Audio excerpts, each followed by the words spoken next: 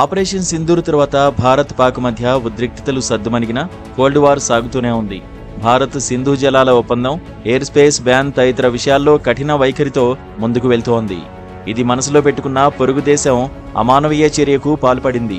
మీ గగనతలంలోకి అనుమతించకపోతే 220 మంది ప్రాణాలు గాల్లో కలిసే ప్రమాదం ఉందని ఇండిగో పైలట్ అభ్యర్థించినా కనికరించలేదు. ఈ వార్త ఇప్పుడు సోషల్ మీడియాలో వైరల్గా మారింది.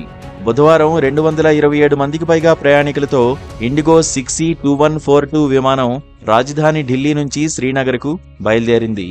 అమృత్సర్ మీదుగా వెళ్లే సమయంలో విమానం అకస్మాత్తుగా కుదుపుకు లోనైనట్లు పైలట్ గుర్తించారు.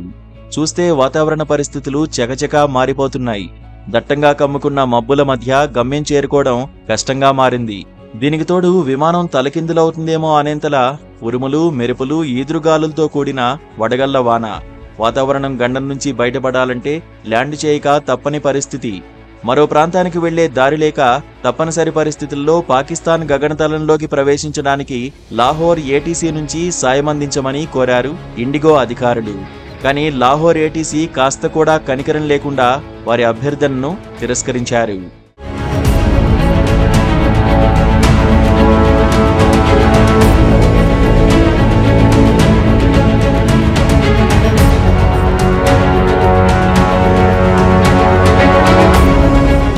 దీంతో అల్లకల్లోల వాతావరణ పరిస్థితుల్లోనే పైలట్లు ఇండిగో విమానాన్ని ముందుకు తీసుకువెళ్లారు.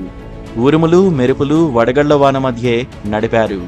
ఆ సమయంలో విమానం ఒకేసారి వేలాడుగుల ఎత్తులో నుంచి వేగంగా పడిపోవడం ప్రారంభమైంది. ఒక పక్క ప్రయాణికులు ప్రాణాలు పోతాయనే భయంతో గట్టిగా కేకలు వేస్తున్నా పైలట్లు ధైర్య సాహసాలు ప్రదర్శించారు. ప్రమాదకర పరిస్థితుల్లో చాకచక్యంగా విమానాన్ని నడిపి సురక్షితంగా ల్యాండ్ చేశారు. 227 మంది ప్రయాణికులను రక్షించారు. ఈ ప్రయాణికుల్లో 5 మంది టీఎంసీ ఎంపీలు కూడా ఉన్నారు.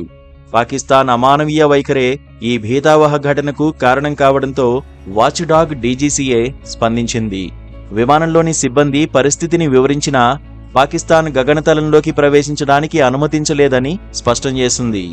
ఈ సంఘటన గురించి ఒక వివరణాత్మక ప్రకటనలో directorate general of civil aviation విమానంలో ఉన్న ప్రయాణికులకు ఎటువంటి గాయాలు కాలేదని, కేవలం విమానం నోస్ రావడం దెబ్బతిన్నదని పేర్కొన్నారు. ఈ ఘటన బయటకొచ్చాక పాక్ దేశం ఎంతటి నీచమైన దేశమో మరోసారి రుజువైందని సోషల్ మీడియాలో నెటిజన్లు ఫైర్ అవుతున్నారు.